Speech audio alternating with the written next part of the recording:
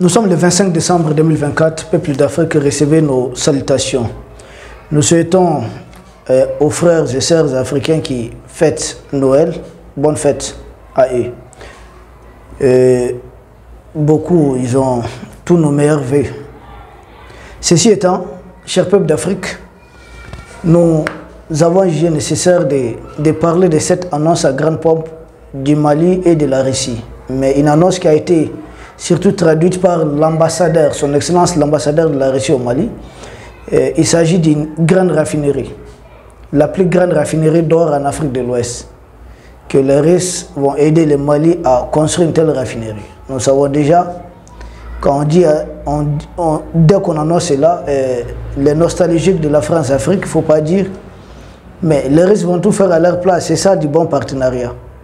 Pendant tous ces temps, pendant des siècles, il ne s'agit pas de 50 ans, la France était là depuis des siècles et elle est là toujours. Simple preuve, nous parlons comme ça en français. Nous ne sommes pas en train de parler la langue russe. Mais depuis là, quelle est la raffinerie d'or? C'est la ressource la plus exportée par le Mali. Qu'on nous montre une seule raffinerie d'or que la France a aidé le Mali à réaliser, rien. Et là, nous sommes en moins de 4 ans de coopération. Moins de 4 ans de coopération active. Il ne s'agit pas de coopération qu'il y avait sous l'ancien format, mais de ces Mali nouveaux qu'on appelle Malikoura en Bambara, de ces Mali qu'on est en train de refonder. Voici un partenariat très actif, un partenariat très sûr et qui porte ses fruits dans tous les domaines. Il ne s'agit pas que du domaine sécuritaire ou autre. Il ne s'agit pas que du domaine de l'éducation ou autre, mais tous les autres domaines sont en train de sentir, et précisément au niveau de la technologie. Il y avait déjà une raffinerie d'or en cours ici, mais là, ça serait une autre raffinerie, c'est-à-dire grande de taille, beaucoup plus grande. Il ne s'agit pas d'une petite raffinerie. Il s'agit de la plus grande raffinerie d'or en Afrique de l'Ouest. Officiellement, on dit que le Mali exporte plus de 70% de tonnes d'or chaque année. Mais il n'y a rien pour vérifier cela. Nous sommes convaincus que le Mali exploite beaucoup plus grâce à ces militaires qui sont au pouvoir. Parce que c'est là que nous avons même décidé. Regardez les bras de fer qu'il y a entre ou les sanctions que le Mali est en train d'imposer à certaines compagnies minières. Parce que vous savez que ces compagnies ne versent même pas leur dû, ce qu'on doit à l'État malien directement ici dans nos comptes comme ça. Ces compagnies, beaucoup, ont des comptes offshore. Beaucoup payent des taxes, certaines taxes à l'étranger. De sorte qu'ils viennent souvent, la mine, ce n'est pas à Bamako. Les avions atterrissent, prennent de l'or et puis sortent directement sans même passer par... Souvent, on n'a même pas certains moyens de contrôle. J'ai discuté avec un ancien fonctionnaire de la douane qui m'en a parlé. Mais ça m'a paru tellement bizarre. J'ai dit, mais les fameux démocrates avaient scellé nos pays, livré nos pays aux impérialistes jusqu'à ce niveau. On avait quel contrôle? C'est maintenant que, vous voyez comment les magistrats du Mali sont en train d'interpeller les PDG, les fameux PDG de ces compagnies minières. Et comment ces compagnies minières sont en train de régler la facture. Pourquoi régler la facture maintenant? Parce que ça fait longtemps qu'on est en train de voler le Mali. Donc ils partent vendre ça là-bas, ils stockent l'argent là-bas. Et après, ils nous communiquent des chiffres. Voici ce qu'on a pu extraire du Mali. Et même les dividendes. Comment contrôler cela? Le prix de l'or, ça monte, ça descend. Et souvent, on dépasse l'estimation. Le Mali était volé du début à la fin.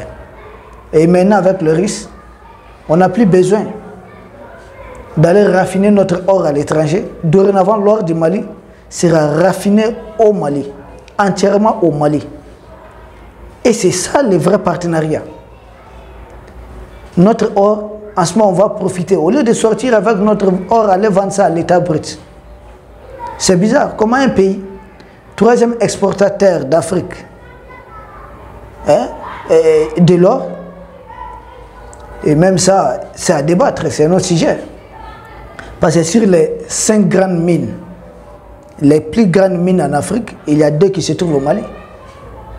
Notamment deuxième et troisième, notamment deuxième la mine de Loulo Gungoto. Donc on ne peut pas avoir sur les 5 grandes mines, 2 grandes mines au Mali et puis on dit que le Mali est troisième. C'est le classement qu'on nous avait donné. Et puis avec cela, plus de 50% de l'or du Malondi sont exportés vers l'Afrique du Sud. Alors, l'Afrique du Sud est à la première position. C'est bizarre. Mais ces militaires que d'aucuns traitent des juntes ou des dictateurs sont en réalité des gens qui sont venus sauver notre pays, libérer notre pays. Et grâce à ces partenariats qu'ils viennent de nouer avec les RIS, nous pouvons dire Dieu merci, ça c'est vraiment un bond en avant. Et ne vous fiez pas à la carte du Mali derrière moi, et ce n'est pas inversé, c'est parce que la caméra nous fait face. Peuple d'Afrique, nous devons éviter les pièges des impérialistes. Il est inadmissible, par exemple, il faut éviter le cas de ce qui se passe au Nigeria. Le Nigeria, premier pays qui produit le plus de pétrole en Afrique, et c'est d'ailleurs cette production du pétrole qui a fait du Nigeria, qui a contribué largement à faire du Nigeria à un moment la première puissance économique d'Afrique. Parce que de 2003 à 2014, le pétrole a connu un boom au niveau des prix. Et le Nigeria a pu enregistrer beaucoup d'entrées d'argent. Et de sorte qu'en 2014, le Nigeria est devenu la première puissance économique d'Afrique. Nous savons que même lors de la guerre de Kippour, notamment en 1973, le pétrole, le prix du baril de pétrole est passé de 3 $ à 11 $. Et ça a favorisé beaucoup des pays qui produisent le pétrole, grâce à certaines restrictions imposées par certains pays arabes. Et en 1979, à la suite de la révolution iranienne, c'est là le prix du pétrole a varié de 11 $ jusqu'à plus de 30 $, plus du triple. Donc là encore, ça fait un boom aux pays qui produisent le pétrole. Et c'est surtout en ce moment que les pays qui produisent le pétrole ont commencé leur vrai développement. Il s'agit des pays qui sont développés à l'aide du pétrole. Et les années de 2003 à 2014, c'est la même chose. Et cela a largement profité au Nigeria. Mais là encore, c'est parce que le Nigeria ne raffine pas tout son pétrole. Il n'y a que des petites raffineries de part et d'autre. Et pour cela, le milliardaire nigérien, Ali Dangote, que nous saluons au passage, a fait une raffinerie d'une capacité de 650 000 barils de pétrole par jour. Ce qui ne vaut même pas la moitié de la production quotidienne du Nigeria. Mais ceci étant, ils ont activé les fameux démocrates du Nigeria pour dire qu'on ne doit pas vendre le pétrole à messieurs. Ils ont trouvé des prétextes, mais ils vendent ça aux impérialistes qui vont raffiner cela et revenir revendre le carburant très cher au Nigeria. D'où ces manifestations dont nous avons suivi. De l'autre côté aussi, le monsieur est parti au Brésil et autres chercher du Brit. Et là encore, on dit son Brit c'est de mauvaise qualité. Il fait venir les laboratoires les plus meilleurs et on se rend compte qu'en réalité, sa raffinerie est de la meilleure qualité. Voici ce à quoi on assiste quand on confie son pays à des gens qui ont été à la Sorbonne, à des gens qui ont été à Harvard et autres, qui se voient beaucoup plus d'autres nationalités que des Africains. Des gens qui ne se reconnaissent pas du tout comme Africains, qui travaillent en réalité pour leur pays d'adoption. Des pays où ils ont été poursuivre des études, où ils ont eu peut-être des titres dont ils se vantent être, je ne sais pas, docteur, professeur, et ils pensent avoir hérité de la divinité le droit de diriger les peuples d'Afrique, de vendre les peuples d'Afrique, de faire croire ce qu'ils veulent au peuple d'Afrique, de faire avaler ce qu'ils veulent au peuple d'Afrique. Et pour cela, ils sont assistés à l'avantage principal alors de cette grande raffinerie qui doit voir le jour, c'est quoi? C'est que premièrement, ça va permettre un transfert de technologies non négligeable à un pays africain. Un transfert de technologies qui pourra bénéficier aux autres pays de l'AES. Déjà, si on a cette raffinerie d'or ici au Mali, la plus grande raffinerie de pétrole, nous pourrons l'avoir peut-être au Niger. Et c'est ces plans que les pays de l'Est doivent surtout avoir. Parce que si jamais nous contrôlons totalement notre or, qui puisse raffiner l'or du Mali, du Burkina, c'est les mêmes pays, à la fois, et même une partie du Niger, puisqu'il y a des gisements aussi d'or au Niger. Le Mali, on peut raffiner suffisamment d'or là-bas. On pourra raffiner autre chose, parce qu'il y a des platines, des platinoïdes au Burkina Faso. Il y a des métaux précieux là-bas, d'autres métaux précieux qu'on peut raffiner bel et bien là-bas. Le Niger, il y a suffisamment d'uranium et du pétrole. Nous devons tout faire pour maîtriser la technologie de l'uranium et du pétrole au niveau du Niger. Actuellement, il y a une raffinerie de pétrole au Niger, la raffinerie des Inders, qui fait 20 000 barils de pétrole par jour. Nous pouvons augmenter cette capacité, nous pouvons aller au-delà. N'oublions pas que le Nigeria, en 1965, si j'ai bonne mémoire, ne produisait que 274 000 barils de pétrole. Pour atteindre, dans les années 73-79, les 2 millions de barils de pétrole. Pour atteindre en 2012-2014, plus de 2 368 000 barils de pétrole par jour. Donc le Niger aussi, ça commence petit à petit, déjà avec plus de 100 000 barils de pétrole par jour. Ça peut augmenter rapidement. Et la raffinerie, ça peut aussi augmenter rapidement. Donc ce qu'ils ont fait à Dangote, nous on n'est pas obligé de tomber dans un tel piège. Leur gouvernement, ils ont tout fait pour ne pas donner du brut aux messieurs. On ne sait pas où est-ce qu'ils en sont maintenant. Ils avaient dit qu'ils vont lui donner une petite quantité. Vous voyez comment souvent l'Africain est méchant. Méchant contre lui-même. Nous avons été en Iran, à Téhéran. Là-bas, je vous assure qu'avec l'équivalent de 10 euros, vous pouvez faire le plein de votre véhicule. Demandez à ceux qui sont à Téhéran, ils vont vous le dire. En Iran. Et au Venezuela aussi, ça ne coûte pas cher. Mais Iran, quand même, ça, j'ai cette confirmation. Au Venezuela, c'est ce qu'on m'a rapporté. Iran, j'étais là-bas, donc j'ai pu vérifier. Parce qu'ils ont des raffineries. Mais comment le Nigeria peut exporter autant de pétrole sans avoir une raffinerie capable? On envoie ça à des pays qui n'ont aucun pétrole dans leur sous-sol, mais qui vont raffiner ça et qui vont revenir vendre le pétrole très cher aux Nigériens parce qu'ils vont dire qu'ils ont mis des produits chimiques et autres. Mais les produits chimiques qu'on utilise dans le cadre des trucs, là, les ospium et puis rutonium et autres, mais c'est des produits qu'on trouve dans les sous-sols du Burkina Faso. C'est dans le cas des platinoïdes. On en trouve beaucoup dans les sous-sols du Burkina Faso, mais pour le moment, ce n'est pas exploité. Les pays de l'Est sont en réalité complémentaires. Et le Niger, grâce à une telle technologie, pourra largement contribuer dans le cadre du développement des pays de l'Est et de l'Afrique.